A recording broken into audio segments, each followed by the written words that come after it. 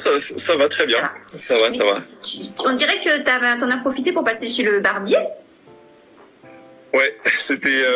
On voit ça déjà dans la dernière vidéo. Et à un moment, il y a du jour au lendemain, on voit que j'ai la barbe qui est taillée. Donc ouais, passage chez le coiffeur et. Oui, ça va, entre les deux, on va dire. Il était prévu hier, on se retrouve en direct de l'usine Kingsong à Shenzhen. Ça n'a pas été possible. Tu as bien eu ton visa, mais du coup, c'est quand même pas. Les frontières de la Chine sont un peu fermées, ou en tout cas, les voyages en Chine sont fortement déconseillés. Du coup, tu te retrouves coincé au Vietnam.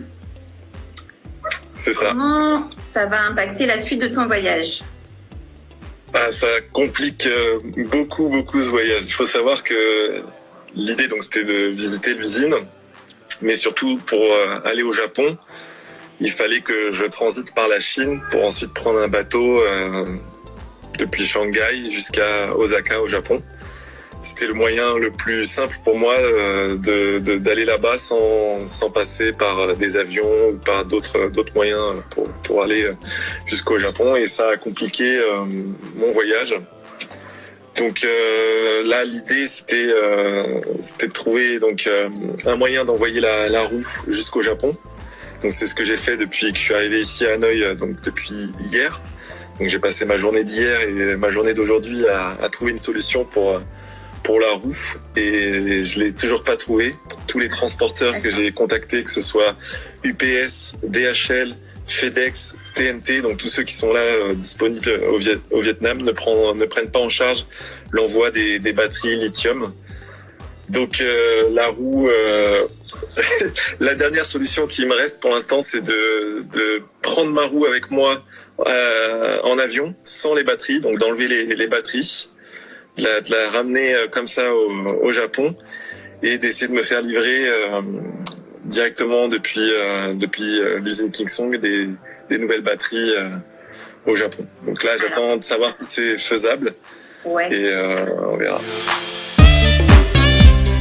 Du coup, tu as toujours tes soucis de coque aussi. On devait passer, tu devais aller à l'usine aussi pour faire réviser ta roue. Et du coup, comment elle va là ? T'arrives à rouler encore ou pas ? Oui, j'arrive à rouler. Elle est quand même bien souffrante, la pauvre petite bête. Mais on va dire que j'arrive à m'en sortir quand même. Et puis, si je dois la réparer moi-même, je le ferai. Mais en fait, j'ai vraiment très envie de garder cette roue.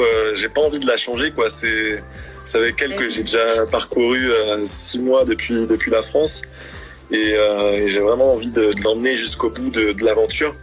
Donc voilà, j'attends le problème, c'est que l'usine est fermée à cause du virus, donc eux, c'est difficile pour eux de me donner une réponse concrète pour savoir ce qu'ils peuvent faire.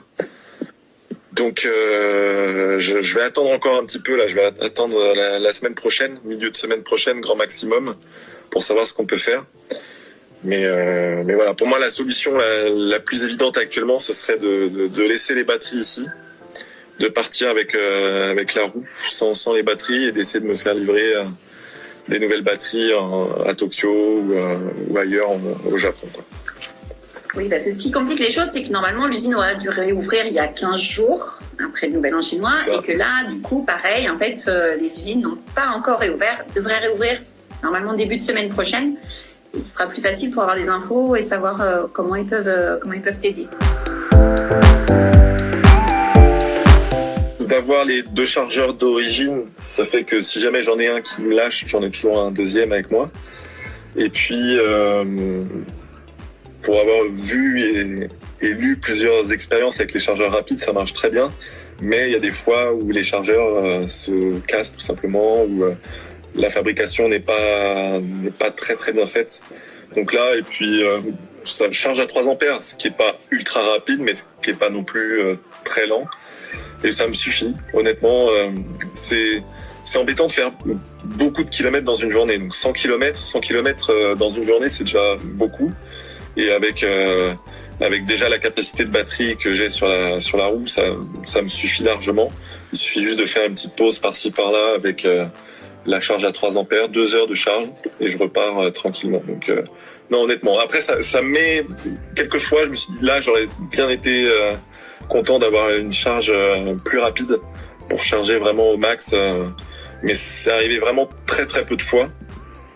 Et je suis très bien avec mes 2 petits chargeurs. Au moins, c'est les chargeurs officiels de la marque. Ils ont été pensés pour la roue.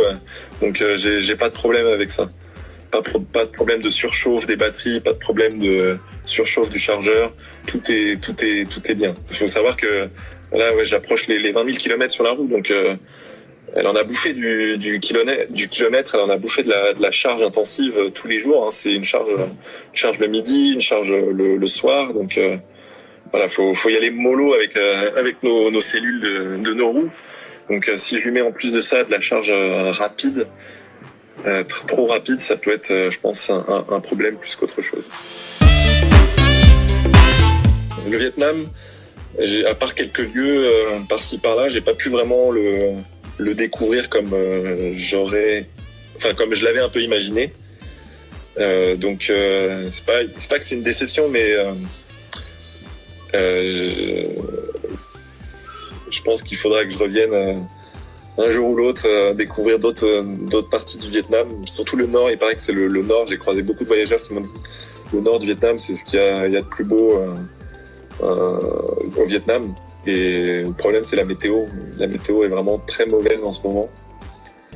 C'est de la pluie quasiment tous les jours, de la grisaille, donc c'est pas agréable. J'ai même eu de l'orage avant-hier.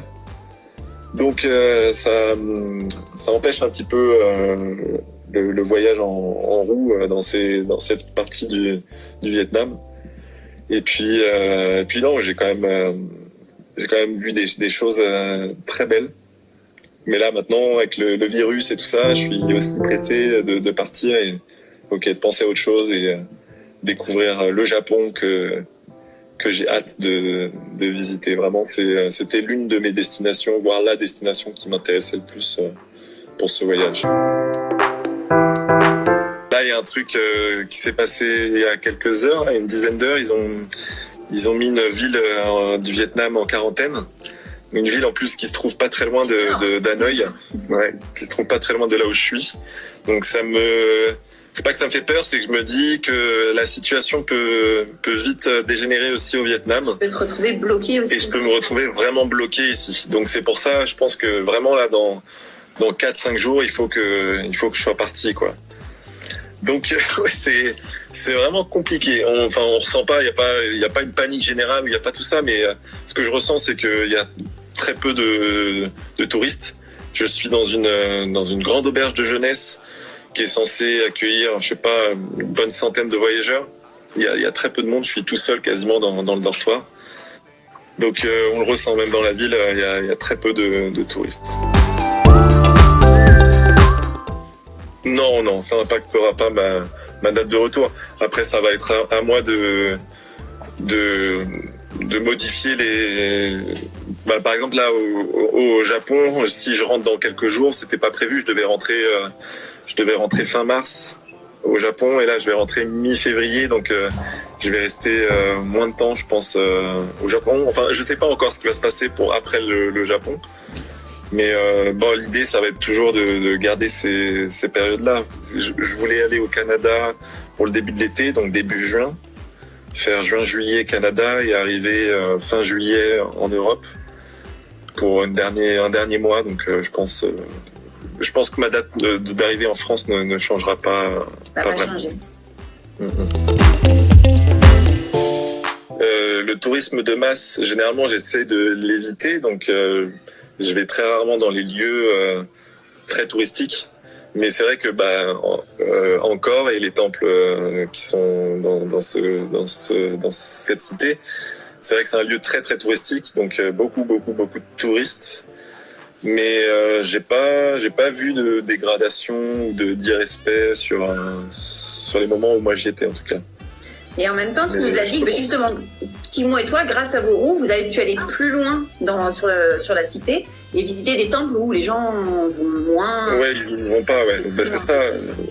C'est ça l'avantage d'avoir une gyro-roue à ce moment-là, c'est d'être vraiment autonome sur nos déplacements et pas de dépendre d'un tour opérateur ou d'un taxi ou de choses comme ça, quoi. Donc là, on est vraiment libre et on peut aller un peu plus loin.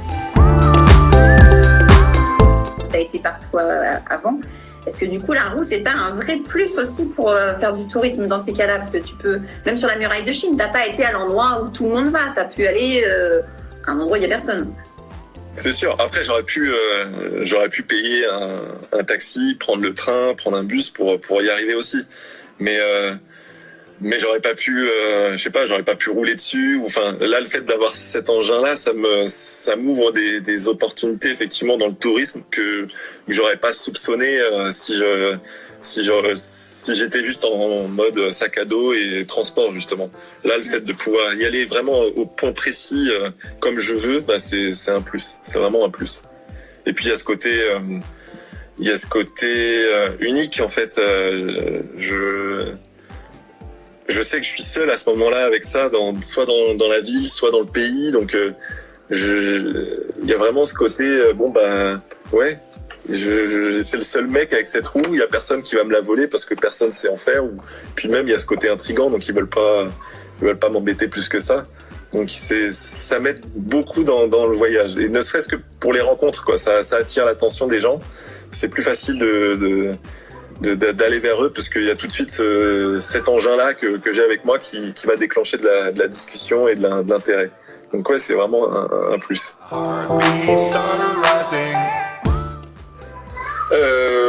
J'ai revu des voyageurs que j'avais croisés non, c'est pas en Russie. Non, pas les Suisses. Là, c'était deux Français. Non, là, c'était deux Français... Et je les ai mis très peu dans mes vidéos parce que je filme pas tout forcément toutes mes rencontres, mais c'est des gens que j'apprécie beaucoup. C'est un couple que j'ai croisé en Russie à Irkoutsk. On était dans la même auberge de jeunesse. On s'est recroisés 2-3 semaines plus tard en Mongolie dans la même auberge de jeunesse. On s'est recroisés 3 semaines plus tard à Pékin dans la même auberge de jeunesse. Et puis on s'est revus ici au Vietnam. Alors pas dans la même auberge, mais on s'est croisés dans la même ville. Enfin, on était en contact et on savait qu'on était au même endroit au même moment. Donc on s'est revus sur ce voyage et c'était vraiment fou, quoi, d'être de cette vue 2 mois après être parti de Paris. Et puis là 6 mois après, quoi, de se recroiser et de pouvoir partager notre évolution dans nos voyages, nos points positifs, négatifs. C'était vraiment superbe. Et puis là, j'ai croisé un abonné hier qui est lui aussi sur Hanoï, qui avait pris contact avec moi avant qu'il parte en tour du monde. Il était tombé sur mes vidéos et ça l'a beaucoup aidé dans son propre voyage, ça l'a beaucoup motivé. Et donc on discutait comme ça avant qu'il parte et me demandait des conseils. J'essaie de l'aider comme je pouvais. Et puis on a pu se croiser là sur Hanoï parce qu'on est au même moment, au même endroit, quoi. Oui, là je suis même... mon budget a drastiquement réduit. Là, les nuits en auberge, c'est à peu près $3 ou $4 la nuit. Et puis les repas c'est entre 1 et $3 aussi. Donc ouais, je peux me faire plaisir et manger. De toute façon, ici dans les pays d'Asie, tout le monde mange dehors, quoi. Il y a très peu de gens qui cuisinent chez eux parce que la nourriture n'est pas chère et très bonne, donc autant en profiter. Et non, je me fais des journées à 10-15 euros, quoi, pas plus, même pas. Ouais. Tout en me faisant plaisir. Mais il y a des petites dépenses que j'avais pas prévues. Là, j'ai dû racheter au Cambodge un deuxième micro, un troisième micro. C'est mon troisième micro depuis que je suis parti. Et j'ai cassé, lors de ma dernière chute, j'ai cassé l'adaptateur micro. Je vais vous montrer ce que c'est. J'ai ma GoPro là, c'est rare en plus qu'on voit. Donc j'ai mon micro qui est ici, donc que j'ai changé plusieurs fois. En fait, souvent il y a de l'eau qui s'infiltre ici ou de la poussière et ça grésille quand je l'utilise. Donc j'ai dû le changer 2 fois. Et pour le brancher ce micro à la GoPro, il y a une prise jack, mais il n'y a pas de prise jack sur les GoPro, donc il faut un adaptateur, et c'est ça l'adaptateur, ce morceau-là, qui vient se brancher sur la prise USB type C, et en fait, donc il est là, ce petit morceau, Et je suis tombé dessus quand j'ai fait ma gamelle au Cambodge. Je sais pas si vous voyez là, le truc est complètement tordu. Et donc là, sur mes derniers plans que j'ai filmés au Vietnam, j'avais plus du tout de son. Et je m'en suis rendu compte après. Donc il faut que je change ce petit morceau-là et ça coûte très cher. J'ai vu récemment, par contre, que tu avais un très petit budget chaussures. Hein. Quelqu'un a fait remarquer que tu avais toujours les mêmes chaussures depuis le début. Ouais. Ce qui voit déjà. Et elles sont en très bon état, a priori. Oui, ça va. Elles ont bien résisté. Et j'avais mis beaucoup de... C'était un des premiers trucs que je cherchais pour le voyage. Une paire de chaussures, parce que je voulais pas me trimballer 2 paires de chaussures pendant mon voyage. Je voulais en avoir qu'une, quitte à changer en cours de route. Mais je voulais une paire de chaussures qui soit en même temps confortable, qui soit légère, mais pas trop, qui puisse résister un petit peu à l'eau et au froid. Et en même temps, en forte chaleur, que je meurs pas de chaud à l'intérieur. Donc c'est des chaussures dans lesquelles je me sens à l'aise, dans lesquelles c'est confortable de rouler, parce qu'elles ont des grosses semelles et qui sont moelleuses. Et ouais, ça fait 6 mois et elles sont toujours là. J'ai toujours mes pieds dedans. Et du coup, c'est quoi la marque? Parce qu'on les a vus en gros plan, mais c'est pas forcément... DC Shoes. DC Shoes. D'accord.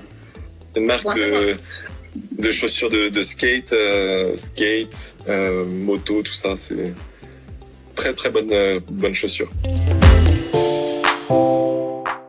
Je sais. Pour l'instant, c'est pas prévu, mais donc là, je vais aller au Japon sans passer par la Chine. L'idée, j'aimerais bien rester 2 mois au Japon, donc faire tout le mois de mars et le début du mois d'avril, profiter des sakura, des fleurs qui éclorent, enfin, les fleurs, les beaux arbres fleuris. Donc j'ai envie de faire ça. Donc 2 mois, je me dis que peut-être qu'en avril, la situation aura changé en positif en Chine et que je pourrais retourner en Chine. Donc c'est ça mon idée, c'est d'aller direct. Chine-Canada. Et après je ferai Chine-Canada, ouais. Pourquoi pas? Surtout que le bateau que je veux prendre, il part de Hong Kong. Actuellement, pour l'instant, il n'y a plus aucun bateau qui traverse l'océan pour les passagers. Donc j'espère que d'ici là, en avril, ça aura changé. Avril ou mai. En fait, c'est ça, je pourrais attendre encore même jusqu'à mai pour prendre le bateau, sachant qu'il faut 18 jours à bord d'un porte-conteneur pour rejoindre le Canada ou la côte ouest des États-Unis. Donc ça va être très long, mais c'est quelque chose que j'ai envie de tenter. Je cherchais un moyen de traverser depuis le Vietnam pour rejoindre le Japon en bateau-conteneur, donc en porte-conteneur, les gros bateaux cargo. Donc il y en a plein qui font des allers-retours entre le Vietnam, les autres pays un peu du sud et qui remontent, qui vont en Chine, qui vont à Hong Kong, et ensuite prendre un autre bateau de Hong Kong jusqu'à la Corée et ensuite le bateau de la Corée au Japon. Le problème, c'est que toutes les compagnies ou en tout cas tous les bateaux cargo qui faisaient de la marchandise ont stoppé soit ont stoppé complètement leur activité dans la mer de Chine, soit ne prennent plus du tout de voyageurs sur leur bateau. Parce que les bateaux font des arrêts depuis la Chine. Et il n'y en a aucun qui part directement jusqu'au Japon. Donc c'est mort cette idée. J'aurais bien aimé, en plus ça m'aurait permis de découvrir la Corée du Sud. Il faut que je le prépare parce que je l'avais fait en pensant arriver par le sud du Japon. Mais là, l'idée, ce serait plutôt d'arriver par le nord et de descendre jusqu'au sud. Donc, je vais visiter les lieux classiques, enfin les grandes villes classiques. Et après, l'idée, c'est de pouvoir me perdre un petit peu avec la gyro si j'ai vraiment du temps. Il faut savoir quand on arrive en tant que Français au Japon, on a le droit à 3 mois gratuitement dans le pays. Donc, on a cette chance en tant que Français, donc 3 mois c'est vraiment beaucoup pour visiter un pays comme le Japon qui est petit, mais il y a tellement de choses à voir que je pense que je pourrais partir d'une ville et tomber sur un petit village perdu au milieu de nulle part et découvrir des choses formidables. Donc c'est vraiment l'idée, c'est d'arriver, je pense, à Tokyo et de me balader jusqu'au sud en prenant mon temps. Sur ma page Tipeee. Donc de toute façon, tu as dans toutes mes vidéos, il y a en description, il y a tout ce qu'il faut pour m'aider sur mon voyage, mais aussi pour l'association, pour les partenaires. Il y a toutes les infos, le matos que j'utilise, Si des fois je mets des musiques particulières, je mets aussi le nom ou le lien que j'ai utilisé. Enfin, voilà, n'hésitez pas à checker à chaque fois les descriptions des vidéos avant de poser les questions. Souvent, vous trouverez la réponse en dessous. Et à chaque fois, dans ton générique, tu rappelles aussi les coordonnées de ta page Tipeee pour la Fondation Curie, etc. Il y a toutes les infos. En tout début de vidéo, il y a cette petite image de mon compte Utip pour l'association. Donc n'hésitez pas. Moi actuellement ici, quand j'essaie de regarder des publicités, ça marche pas. Alors je sais pas si ça marche, mais voilà, il suffit de regarder. Vous pouvez même vous abonner en fait sur Utip. C'est un site internet qui est dédié à ma page. Donc en fait, vous aurez accès à mes photos Instagram et aussi à mes vidéos YouTube qui apparaissent en flux. Et puis vous pouvez regarder des petites publicités pour l'association. Il ne faut pas hésiter, parce que ce serait encore plus chouette que ce voyage, en plus nous faire rêver à nous, à travers tes vidéos, etc., il puisse rapporter un peu d'argent pour la Fondation Curie. Si à ton retour, tu peux leur remettre un chèque, un truc sympa, ce serait vraiment une cerise sur les gâteaux. Donc, n'hésitez pas, il y a plein de moyens de faire des dons, même tout petits, ou en regardant des publicités, ou un plus important pour quand même quelque chose qui est drôlement important, la lutte contre le cancer. Ah ouais, carrément, ouais, j'ai regardé quelques lives, les lives de La Vega et de Cosmo. J'ai regardé beaucoup de photos. Là, il y a les vidéos qui sont en train d'arriver sur YouTube.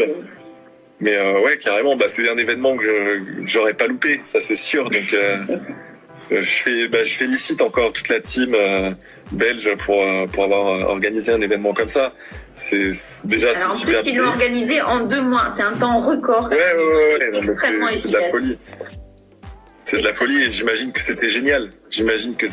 Pour ceux qui ont pu y aller. Ça devait être un truc vraiment mortel, quoi. À l'image peut-être des Electric Games qu'on a en été, maintenant on aura notre événement en hiver. C'est génial. C'est parfait. Bon, on va se laisser. Et du coup, on va se tenir au courant. De toute façon, on va suivre au jour le jour les évolutions de ton aventure, de la façon dont tu vas pouvoir réparer ta roue. Tu vas pouvoir te rendre au Japon et la suite de ton aventure. Et on te souhaite en attendant, écoute, profite quand même de chaque jour qui passe. Quoi qu'il soit. Toujours, je profite toujours. Et je vous tiens au courant. Ça marche. Ciao, merci à tous. Merci tout le monde d'avoir été là. À bientôt.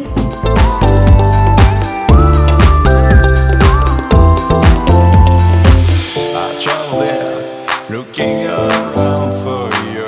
I kiss you there, longing for you.